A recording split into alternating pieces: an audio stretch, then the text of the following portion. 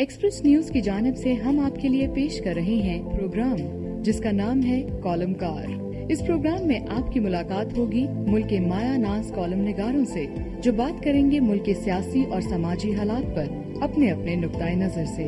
आज के कॉलमकार में शरीक गुफ्तगू हैं। फर्ज ये ऐसे होता है कि नून लीग या काफ लीग भी इकट्ठी हो जाएं और फाटा वाले नाराज हैं वो भी इनके साथ मिल जाएं, फजलुर रहमान साहब जो हैं वो भी अपना वजन इधर डाल दें।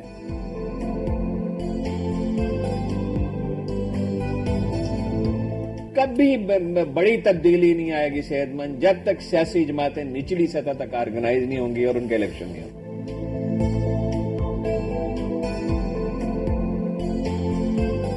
इस मुल्क में जो खराबी भी है वो इंसान के पैदा करता है, कुदरत की तरफ से कोई खराबी नहीं है।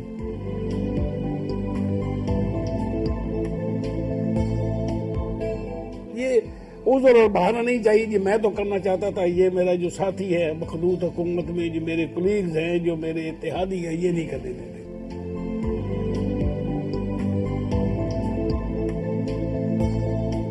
जावेद कुरैशी साहब, आज आप हमारे मेहमान अदाकार हैं। पिछली दफा हमारे साथ हमने एक अजीब पहली दफा ये तजर्बा हुआ कि इम्तियाज आलम साहब हमारे मेहमान अदाकार थे और वो सारा शो ही चुरा कर ले गए। उन्होंने हमको बोलने ही नहीं दिया। नहीं साहब, मेरा इस किस्म का कोई इरादा नहीं है, ना कैपेसिटी है। अच्छा, तो जिस तरह आप कोशिश करेंगे। बहरहाल आज इशू तो वही है, सदारती इंतखाब है और बुनियादी इशू आसिफ जरदारी साहब है। वो इस आज के दिन से पहले यानी नॉमिनेशन की विड्रॉल से पहले उन पर बड़ी जलगार हुई है हर तरफ से, और वो एक इतला के मुताबिक सिर्फ मगरबी अखबारों में उनके खिलाफ 3,500 खबरें छपी हैं 4 दिन के अंदर। हमारे अपने मुल्क में भी पुराने ज़मानों के 2-2 साल पुराने मेडिकल सर्टिफिकेट, वो 8-9 साल पुराने मुकदमे जिनका वो कोई ना फैसला हो सका ना वो किसी नतीजे पर पहुँचे, ये सब कुछ हुआ। और एक सजा शाम तक मुझे तो ये नज़र आ रही थी कि अगर वो बहुत ज़्यादा मजबूत असाब के मालिक ना होते तो मेरा ख्याल ये था कि आज वो विड्रा करेंगे और अपनी बहन जो है फरियाल ताल पर उनको लड़ने देंगे, क्योंकि लेकिन यह है कि उन्होंने वो कुछ इस तरह की खबरें चली भी थी कि वो दस्तबरदार हो जाएंगे, और लेकिन ये भी डिसइंफॉर्मेशन कैंपेन थी जो हमारे यहाँ आजकल मीडिया में बहुत आम है। 12 लोग वो मैदान में खड़े रहे हैं, उनकी जो हमशीरा है वो विड्रा कर गए हैं। अब ये आज से दूसरा मरहला शुरू होगा। तो जो वैसे मेरी इतलात है वो ये है कि तकरीबन ये अब आज ही तबले जंग बच जाएगा दोनों तरफ से। पहले जो थे अपना नून लीग की तरफ से हमला हो रहा था सारा, और इनकी तरफ से खामोशी थी, इन्होंने अपने बंदों को मना भी किया हुआ था, किसी बंदे ने कोई वो बात नहीं की। तो आज ऐसे ही मुझे कुछ दोस्तों ने बताया जो कि आज ये शुरू होने लगे हैं। अगर वादे के हवाले से जो हमला हो रहा है उसके हवाले से भी और दूसरे तरीक़ों से भी। बहरहाल जो भी है, हमारा तो ये दोनों पार्टियां जो शुरू में लोग कहते थे कि ये चल भी नहीं सकती हैं और आपस में इकट्ठी रह भी नहीं सकती, तो अब यही मुकद्दर है, तो ये तो चलना है। तो मुझे इसमें ना हम लोग कुछ कर सकते हैं, अब तो यही है कि इस पे इज़हार अफसोस करते रहें या उसका मज़ा लेते रहें जब एक दूसरे की ये पगड़ी उछालेंगे और या एक दूसरे पर गंद उछालेंगे। एक मुझे आज वो मैंने पढ़ी है खबर, वो जरदारी साहब ने कहा कि मेरे जो वो 6 करोड़ के अकाउंट हैं अगर वो कोई साबित कर दे तो 3 करोड़ ले लें, उसमें मैं उसको देने के लिए तैयार हूँ। तो हारून साहब जो है बताइए, आपको पता है आपके दोस्त हैं वो शायब सटल साहब, अगर उनकी मदद से एक तफ्तीशी सेल हम बना रहे तो $3 करोड़ हम आराम से कमा सकते हैं। ये सारा वो देखे ना जी, गुजारिश ये है कि वो एस्टैब्लिश्ड है वो, तो उसमें साबित उसमें क्या करना है, उसमें अकाउंट में पैसे हैं। वो 6 करोड़ कहते हैं जी मेरे साबित करो। नहीं 6 करोड़ नहीं होंगे, रकम कमोबेश हो सकती है, मगर वो पैसे तो वहां मौजूद है, उसमें साबित उन्होंने करने की क्या बात दिया है, जो बहुत थोड़ी फिगर दी है। और जज नहीं है कि नहीं 6 करोड़ नहीं होंगे ना, वो उन्होंने ये कहा कोई 6 करोड़ साबित कर दे, 6 करोड़ नहीं होंगे, मतलब रकम गलत कोट की गई होगी। बाकी वो तो जज ने कहा है कि, और जज इससे ज्यादा नहीं कह सकता कि ये बात सही नहीं है कि इसमें एविडेंस मौजूद नहीं थी।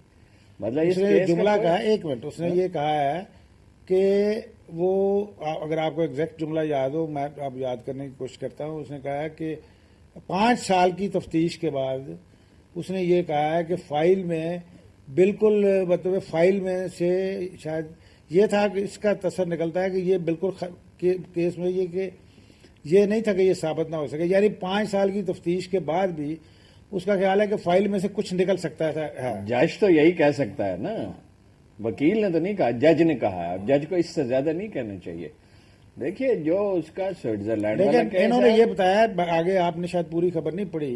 पूरी खबर पढ़ी है, आपको जज ने सिर्फ पूरी खबर नहीं पढ़ी, 2-3 अखबारों में पढ़ी। नहीं, ये 2-3 में छपी नहीं, जो जिसका मैं तज़किरा कर रहा हूँ, ये एक में छपी है कि जज को रिश्वत दी गई थी और 3 साल पहले का रिटायर हो चुका है। ये उन्होंने कहा मैजिस्ट्रेट के बारे में कहा, ये उन्होंने कहा है 4 साल पहले वो मैजिस्ट्रेट को रिश्वत दी गई थी।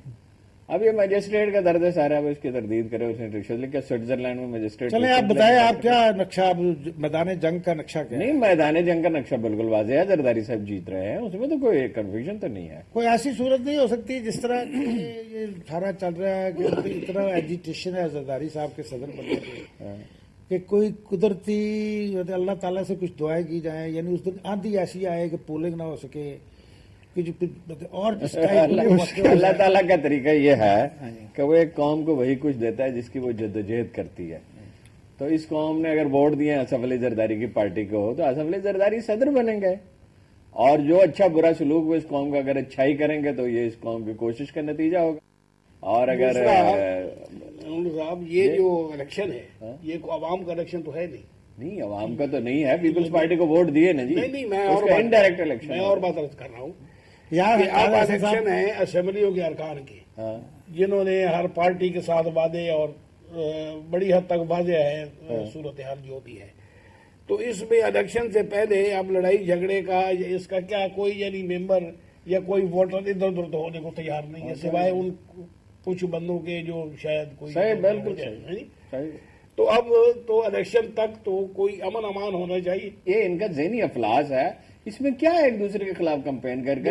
ये अलबत्ता बाहर जो खबरें छपी हैं उसकी इंटरप्रिटेशन गलत की जा रही है कि वो कोई एजेंसियों ने छपवाई होंगी, ये होंगी, वो जिस वजह से भी छपी है, मगर यहां से कोई नहीं छपवा सकता, और इतनी खबरें नहीं छपवा सकते। 1 खबर 2 खबर 6 खबरें छपवाई जा सकती हैं, वेस्ट में भी मैनिपुलेशन होती है, मगर ये खबरों का अगर कोई तूफान है तो ये वहीं से इसका कोई मंबा तलाश। वैसे हारून साहब, ये एक पॉलिटिशियन का बहुत बड़ा एजाज रही कि 3,500 गैर मुल्की अखबारों में खबरें उसके बारे में 3,500 खबरें 4 दिन में। मलिक साहब मुझे यकीन नहीं है, ये एजाज नहीं उस पॉलिटिशियन। अलबत्ता ये है कि अगर 10,000 अखबारों में 3,000 खबरें छपी है तो वो हो सकता है। उन्होंने अखबार नहीं बताया, लेकिन ये मीडिया के जुनून ग्रुप का अपने उसमें बताया उन्होंने। मैं ये कहना चाहता हूँ कि मसला जेर बहस है क्या, जरदारी साहब का इंतखाब या जरदारी साहब के खिलाफ जो इल्जामात लगाए गए हैं उन पे कुछ बात करना। जहां तक नहीं, मैं शायद मैं करूँ ना आपसे कि जरदारी साहब की जमात को आवाम ने वोट दिए,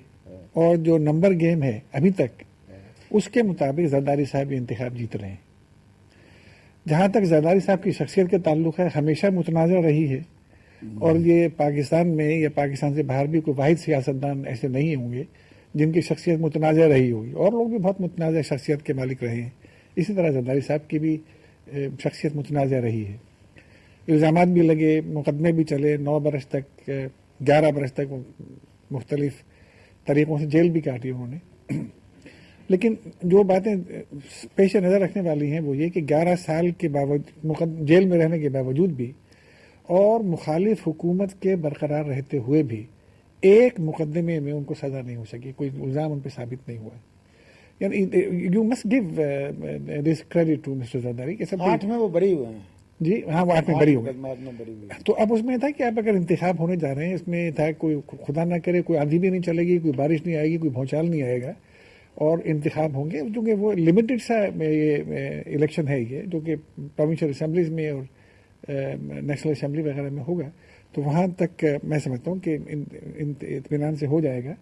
अब ये जो एक समझिए एक सिलसिला शुरू हुआ है उन पर इल्ज़ाम तराशी का, मगरबी अखबारों में खासतौर पर, जैसे कि आपने फरमाया, 4-4.5 हज़ार खबरें उनसे मुताल्लिक़ उनके 4 दिन में छपी हैं, 3,500। हाँ, तो ये बड़ी सोचने की बात है कि साहब आखिर ऐसा हुआ क्या है मगरिब को। तो जरदारी साहब जिस जमात की नुमाइंदगी करते हैं या सरबराही कर रहे हैं आजकल, वो सेकुलर जमात है, तो मगरिब की हमदर्दियाँ तो सेकुलर पार्टीज़ के साथ होती